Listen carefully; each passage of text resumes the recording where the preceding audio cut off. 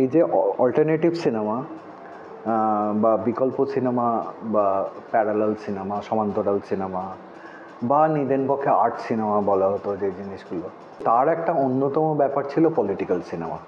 গত 30 বছরে কিন্তু এই তথাকথিত ভিন্ন ধারার ছবিতে পলিটিক্যাল সিনেমা প্রায় নেই বললেই চলে এরকম। সেই তুলনায় মূল ধারাটা এরা পলিটিক্যাল হয়ে গেছে। দুটো জিনিস একসাথে হয়েছে। একটা হচ্ছে গল্প সিনেমা হিসেবে রাজনৈতিক সিনেমার জায়গাটা নষ্ট হয়ে গেছে, এবং তার জন্য যারা বিকল্প সিনেমার যারা মেকার তারাও দায়ী কিছুটা।